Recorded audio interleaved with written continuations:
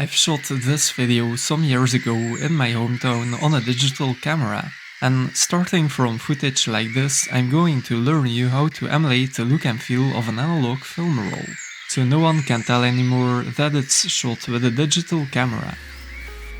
Start with a digital clip of which the colors already look realistic. Go to the color grading tab. Name the current node Original. Make a new node with Alt-S or Option-S and name it Curves.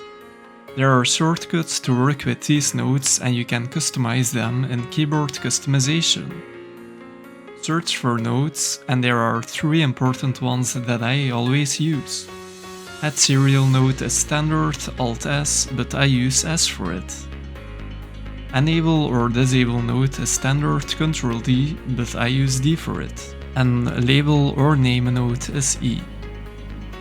So stand on the curves node. On film roll footage, the shadows are brighter and the highlights are lower, giving the image already a little less contrast. Add a new node and name it Saturation. Here in luminance versus saturation, the darks need less saturation and the highlights need more saturation. Now add a new node, and on this one we are going to apply a creative LUT. Here, standard, there are some film looks integrated in DaVinci Resolve. On each film roll the colors look different, so these LUTs emulate the look and feel of them. So you can choose one here, but I prefer to use DaVinci, because they have a lot more and also extra tools. DaVinci is a paid plugin especially designed to emulate analog film, starting from digital clips.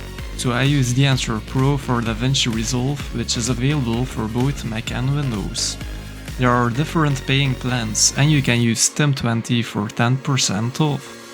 This promo code also works for all other desktop products on DaVinci's website.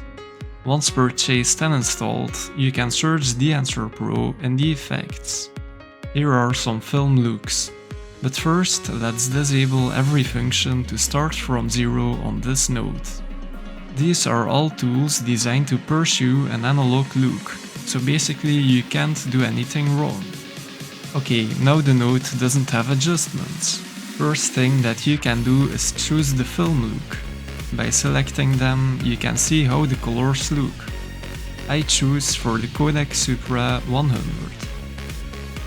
There are a lot of extras. In Colorad, you can make the shadows colder and the highlights warmer, which is also typical for film. Film grain, obviously. Elation creates a soft red glow around bright areas. Bloom also gives an extra glow around those areas. And a vignette to darken the edges. This is without, and with the vignette, making the areas around the sun darker. Before and after the color grading. What we can do as well is make the image less sharp. That we'll do here in blur. Let's take 53. Okay, so you can just play around with DaVinci and customize your look and feel. I also used the film compression, which brings the whites closer to the darks. Here in the edit page you can add crops as well. Let's take 90 for both top and bottom. Eventually I also used the color boost with DaVinci's tool, and some more reduction in contrast.